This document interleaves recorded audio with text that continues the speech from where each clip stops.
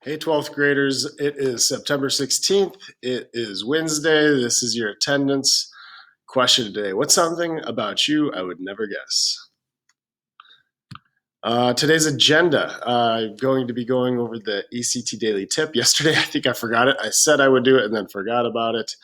So I'm going to be going over two rules about subject-verb agreement. Then we'll be looking at some other structures tomorrow on Thursday. We have another vocabulary word.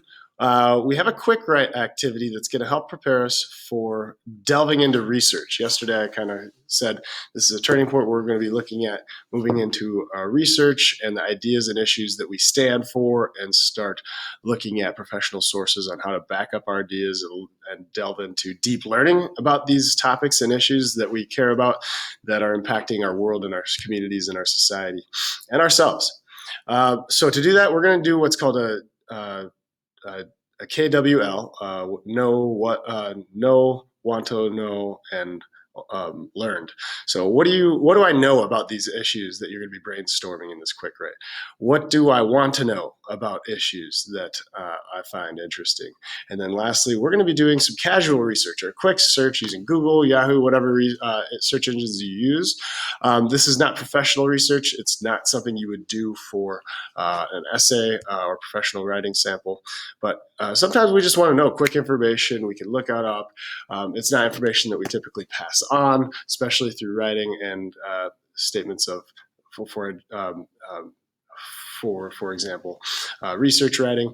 But Wikipedia is sometimes okay if you just want to get some quick information as a jumping off place of where to and how to look for better information.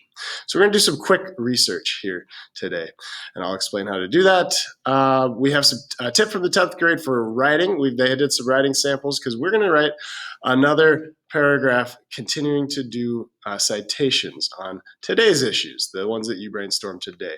I also have some 12th grade writing samples to help look at success patterns from yesterday's assignment. We had a beautiful writing example that we can look at the punctuation, the grammar, and the usage through the writing samples today. Diurnal. Diurnal means of or during the day.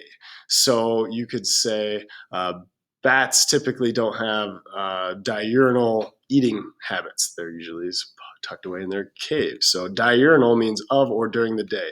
You're going into the ACT, you need to know big words. So that's it's a small word, but not a word that you see very often. I read that in a book yesterday. All right, quick write. Spend 5 minutes or so in the assignment that's in Schoology. So check it out. It's called the Quick Write, Quick Draw. The directions are at the top. Follow it. But ultimately, it's asking you to think about issues that are important to you in school today. What's happening in schools today? Are you pleased with the education system? Are you pleased with how things have been going with education? What are pressing global issues you find interesting? What are pressing national issues you find interesting? Are there issues of social justice or social welfare that you find yourself passionate about? Or whatever matters to you. So think about particular issues, though, that we find oftentimes political parties are rallying behind to make change or transformation into the society around us. So find an issue, use this list of ideas to help guide topics that might be interesting to you, like homelessness, gun control, immigration, anything it is that you find passionate to you. Black Lives Matter. I saw that quite a bit posted in our Jamboard yesterday. Oh, speaking of which, you needed to use Safari. So if you didn't get a chance to access Jamboard, you need to use Safari. So it's a bummer. If you're having troubles with Schoology or an app, switch between Safari, Chrome, the apps. You're just going to need to learn how to troubleshoot for yourselves in Virtual Learning Academy and when you're online. All right, go ahead, spend 5 minutes, set a timer. What do you know about these issues? So again, you've just opened up Schoology. We have an assignment. There's a silhouette of a head. There's space for you to fill out this activity. So go do this, pause, do that. All right. Once you have done that, you've got a long list of issues that you might want to spend some time considering further. Open up the next assignment in Schoology. You need to, there's a graphic organizer that helps you pick 5 of these issues. So go pick 5 of these issues. There's a space for the title of each one. And then for each of them, on the left column, you're going to spend 5 minutes writing down what you know about each of those issues. So go ahead, pause the video. What experiences have you had? What stories have you heard from your friends or family members? References made from pieces of literature, documentaries, movies, TV shows, songs that talk about these issues. Facts that you have read because you're a smarty pants. Some of you just know straight up facts. So what do you know? Spend 5 minutes filling out that left column for each of your 5 issues. Pause. Now, in the middle column for each of your 5 issues, spend 5 minutes. What do you want to know about these social issues? Where are your gaps in knowledge? Do you want to know statistics to help back up your experience? Questions you wonder about? Go ahead, fill in your center column. And then, all right, lastly, the third column, the right side, this is casual, quick research. Google is fine. You can use Wikipedia if you find that helpful. This is just a quick research. It's a jumping off space. So you know how better to search these topics next week as we get into looking at the media resources that we have for databases and actually doing hard research through professional resources. This is just a quick search. Use search engines to look up these issues. And the party, well, I'm going to delete that. These issues because we're not quite a political party. So use search engines to look up these issues. The sources do not need to be highly professional necessarily. It's just a quick search to get information. Sometimes we just want to quickly get an overview so we know how better to research. All right, let's look at some writing samples. I've got a couple, one from the 10th grade, one from our 12th graders. Just to look at conventions, how to use citations, because your assignment in a moment is going to have you do that too. All right, I'm not going to read the whole thing, but I'm going to point out, follow the cursor, it's important to introduce quotes. So I'm going to read this segment. Each house is an exact replica of the houses he passes each and every night. With people watching the mindless shows and sports channels, he thinks to himself, comma, space, quotation mark. This comes copied directly from the text, and you're going to be asked to do that from the articles you're researching. Notice how there's no punctuation inside the quotation mark. You have a space, you have a parenthetical citation with the author's last name, the page number, and then the period goes outside of your citation, your in-text citation. So that's that. That's why I use this as a great sample of writing. They have multiple sources to back up their ideas. They have thorough explanations.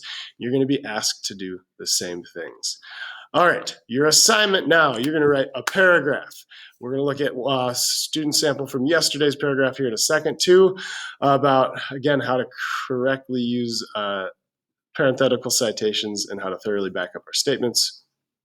But you need to make a statement about something you've learned about one of the issues you've researched. Be sure to cite evidence from one of your sources with a quotation from their website, and then thoroughly explain your thoughts about this issue. What did you find interesting or encouraging from this information? All right, here's a 12th grade example of some good writing. I'll point out some things that we could do better, but this is pretty good stuff. In the article, Polarizing Topics, 13 Tips for Difficult Discussions by Suzanne Deggs, the author talks about how we need to be empathetic when confronted with other people's situations. Deggs states that empathy is not about changing your own views necessarily. It's about being willing to drop in another perspective and to see the world from that person's point of view. Looks like you might need a space here. You don't need to put page or PG period. You could put the author's last name though, so Deggs 2. Period goes outside. Good.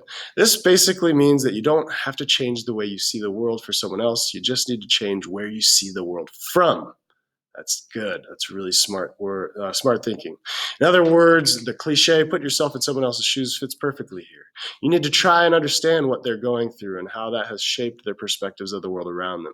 In addition, Deggs also adds that we need to remember not to over-personalize an issue even when it helps or when it feels like it's a moral or ethical issue that should be clear to others. Remove this period. Deggs 3, good job. I think that this is supposed to show that even though some issues may be very personal to us, such as BLM or remove that comma, or LGBTQ plus issues, we should always listen to what a person has to say, remove this comma, because their experiences may be different, or they may have been raised in a place where such issues are not allowed or banned. Remove this comma or banned for some reason or other. All in all, I think that Suzanne Diggs does a great job of showing us that we should remember to think about what others, remove that apostrophe, are going through before judging them. Great job. Because it's an article, put it in parentheses, not italics, only so just as a heads up. Great job. Good work. Write a beautiful paragraph today, and I'll see you in class soon. And virtual learning students, be awesome.